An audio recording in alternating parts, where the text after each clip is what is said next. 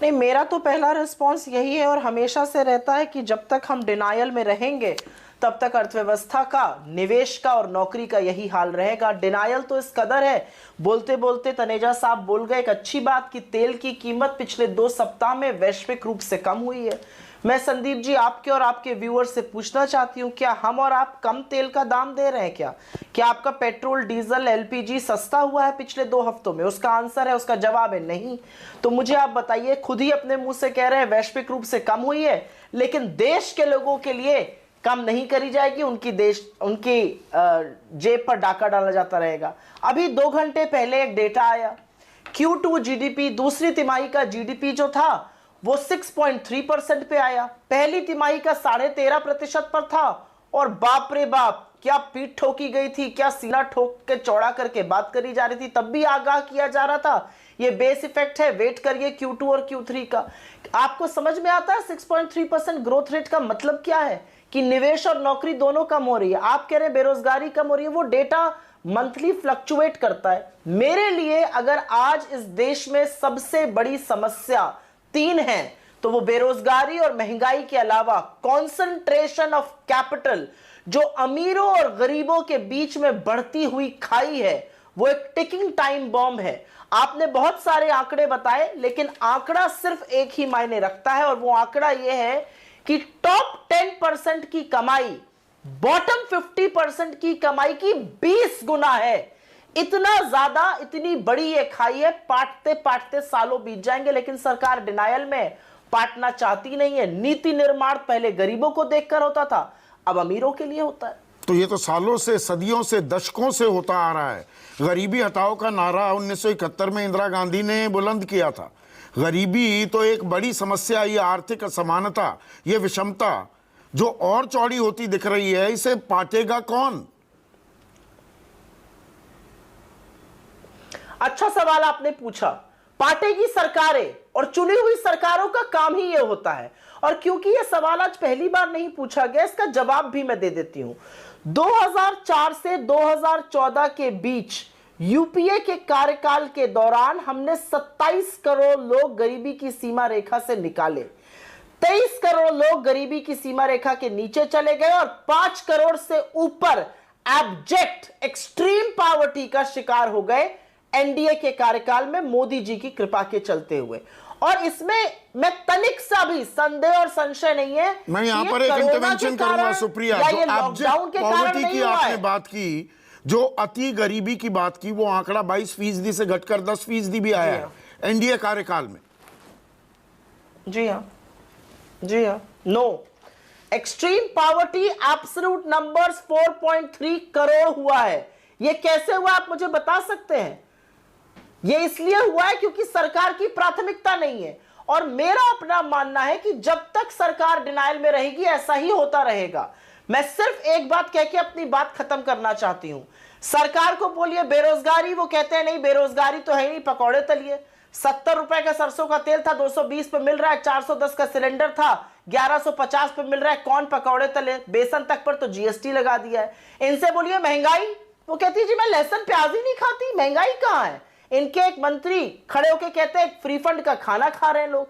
तो जब ये एटीट्यूड रहेगा और जो कॉन्सेंट्रेशन ऑफ कैपिटल है, मैं एक आंकड़ा यहां पे रखना चाहती हूं और उस पर आप जरूर इस डिस्कशन को आगे बढ़ाइएगा। वो आंकड़ा सिर्फ एक ही है कि कोरोना काल के दौरान अरबपतियों की संख्या 100 से बढ़ के 142 हो गई इस देश में, लेकिन 83% इस देश की आय गिर गई। इसके बारे में मोदी सरकार का क्या विचार है? अडानी जी की संपत्ति 1 साल में दोगुनी हो गई।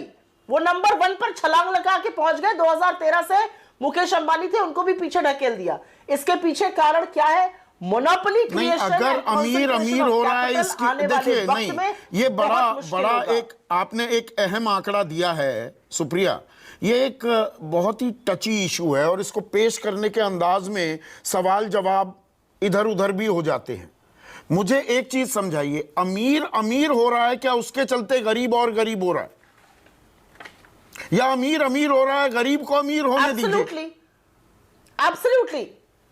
एब्सोल्युटली, इसमें कोई संशय नहीं है, क्योंकि कैपिटल कंसंट्रेशन एक जगह हो रहा है, मोनोपोली एक जगह क्रिएट हो रही है। आप मुझे बताइए, जिस देश में बेरोजगारी है, जिस देश में आय घटी है, वहां पर महंगाई की मार अमीर आदमी झेल रहा है या गरीब आदमी झेल रहा है?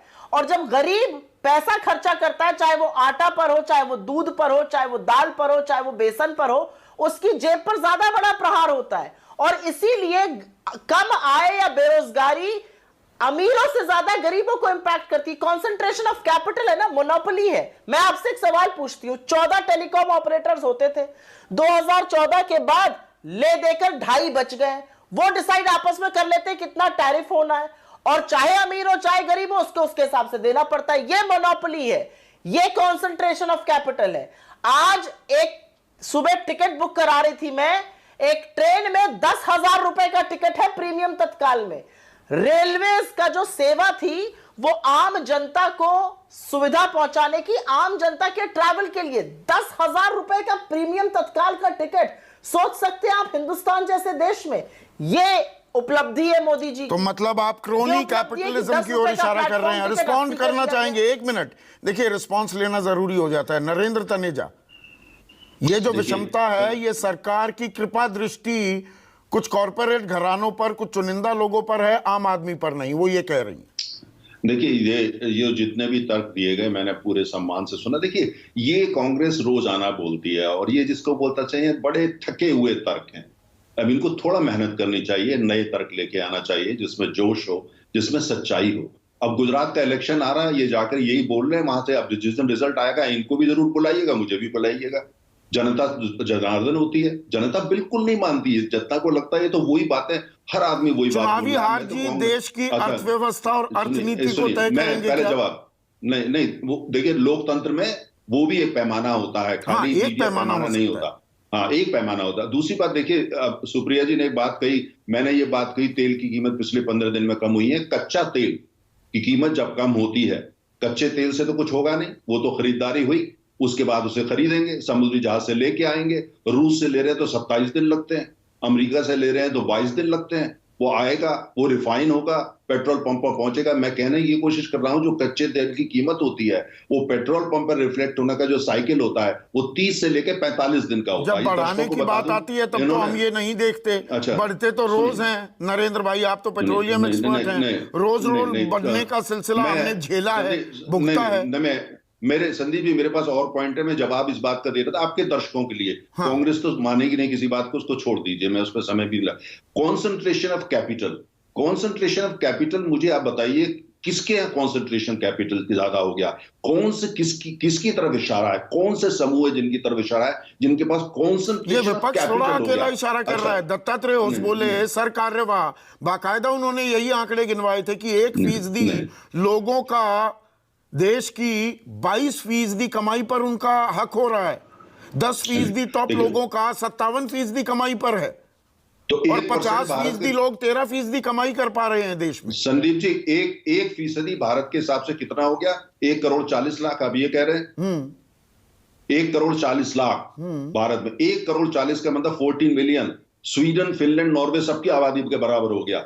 अगर ये क्रिटिकल मास हम बना पाते हैं और इसको एक्सपेंड करते हैं अर्थशास्त्र के हिसाब से, तो उसमें बुराई नहीं है।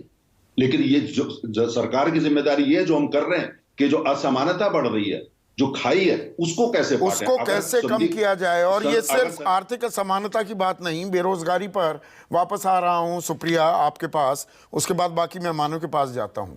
जब बेरोजगारी की बात है, क्या बेरोजगारी घटाना अकेला केंद्र सरकार की जिम्मेदारी है? राज्यों पर अगर हम निगाह डालें तो गुजरात में 4.9% थी, वो घटकर 2.9% आ गई। दिल्ली में 9% थी, 4.1% हो गई। राजस्थान में बेरोजगारी अभी एक समस्या है। मैं उदाहरण के तौर पर यह बात कह रहा हूं, राज्यों की भी तो कोई जिम्मेदारी होगी। मैं इसका बिल्कुल और आपको सीधा सपाट जवाब दूंगी, लेकिन उससे पहले मुझे थोड़ा दुख है। सत्ता दल के प्रवक्ता हैं आप, और आप आकर यहां पर बेरोजगारी, महंगाई, कम आय, कॉन्सेंट्रेशन ऑफ वेल्थ के आर्गुमेंट्स को बोलते हैं ये थके हुए तर्क हैं। ये थके हुए तर्क जो है ना, आप जब सड़कों पे निकलिएगा तब पता चलेंगे लोगों के जीवन में कितने असल और कितनी अहमियत रखते हैं ये तर्क।